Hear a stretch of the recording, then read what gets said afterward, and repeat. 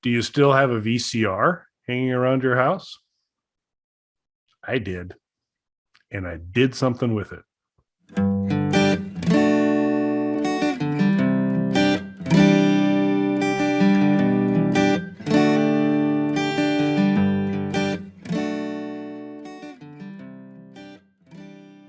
Bog Panda.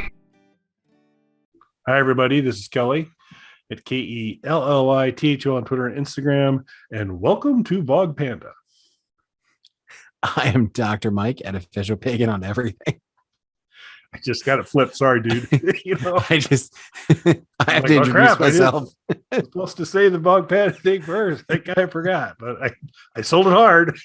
You did. I liked it. So as long as we're on Bog Panda, you might as well subscribe, leave a comment, turn on notifications, merch somewhere.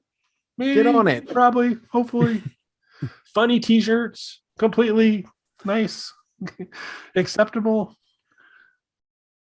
Yeah, so super quick one today, I think, folks. I have good confidence in that we've did a show recently where I talked about my kind of low-end bargain basement, gotta fix an Atari 2600 approach to life. So I had a 2600 Telegames, the Sears model, and it was not working.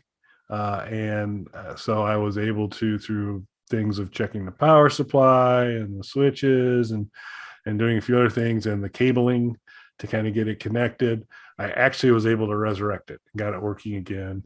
And as I mentioned on the show there, had this surprising discovery that Pigs in Space is actually a pretty good Atari 2600 game. So that was all cool.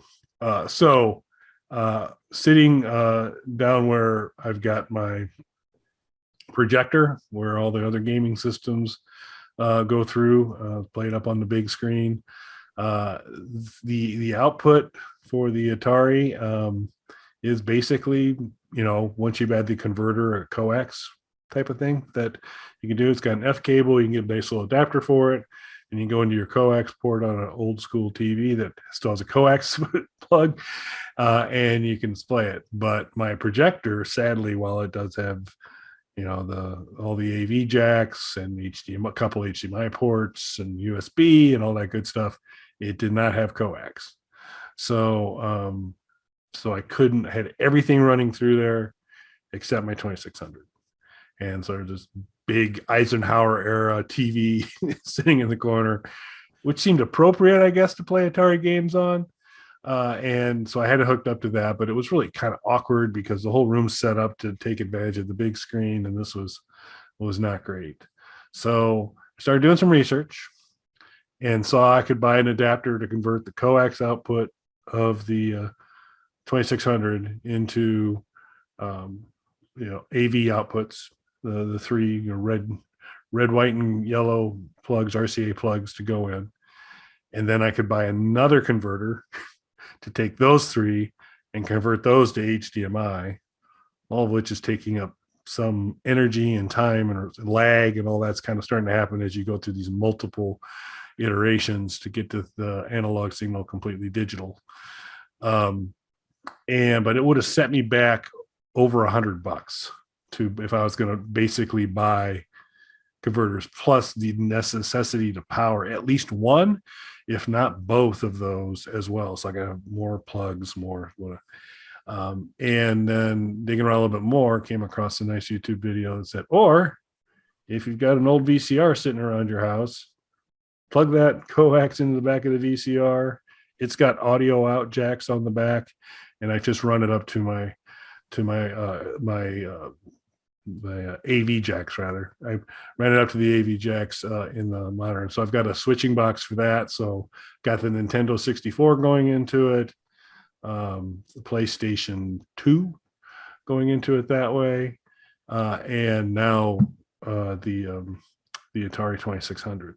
So I've got them all plugged in and kind of jump between those. And so I'm up on the big screen with Pigs in Space. Life is good. Very nice.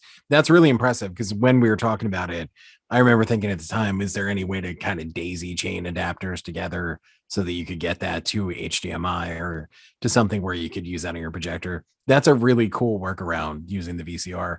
Are you a VHS guy? Like, do you still have a VHS collection or anything like that? Was this actively used, this VCR? Or did you just have it laying around?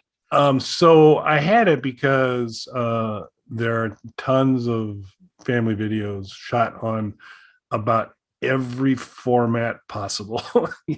Compact CD discs, VHS, VHS-C, digital tape. And so there's a huge variety of just past vacations and all these types of things. And I want to convert all those to digital. And so I had the one remaining VCR in the house attached to my kind of main area where I do all my computer stuff. And that's where I've been digitizing from that. So I've mostly been using it to pull old videos off and then stuff that came from my parents and stuff down. Oh, this is kind of a cool thing that that they somehow had on VHS. I've had like a Super 8 tape put to VHS or something like that. So was able to kind of grab some of that stuff. So it was just sitting over there exclusively to digitize, to kind of pull stuff off of VHS to legally off of VHS to digital copies. And so I just moved it over to the tower that's got all the gaming systems, and then have left me enough lead so that I can just move my laptop over when I want to do the digitizing, and I'll just utilize it over there to do it. But yeah, now because we've gotten rid of most of the VHS, there's not a whole lot of VHS tapes kicking around here, but there's a few. And now I can put them up on the big screen. Very nice. That's really cool. Yeah, it'll be fun to do. If someone found a cheaper way to do the kind of multiple connectors without the using a VCR for a converter, I'd love to hear it. It obviously takes up a lot of space. And if there'd be a cheaper way, but I just think every step of the way I was going through multiple converters, and from both a price and at some point am I losing some fidelity.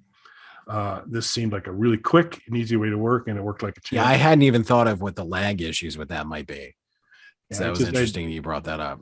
Yeah, as I was kind of researching it, there were some folks talking about depending, and that's really not what you want, especially for those fast-paced Atari games. So you want to make sure you don't have any lag when you're playing Halloween. So you want that working great. Imagine what Beat 'em and Eat 'em would be like. Oh, that's a flashback. Cool. All right. Well, I wanted to kind of give Mike an update on kind of what's going on in 2600 land, and we'll include a shot of the array that I've got going right now, which now also includes the Amiga 500 Mini as well. So it's got all kinds of goodies. So we'll do that. But just wanted to give Mike an update, share with you folks what I'm doing. If you got better ideas, love to hear them. And thanks for watching. Thanks, everybody.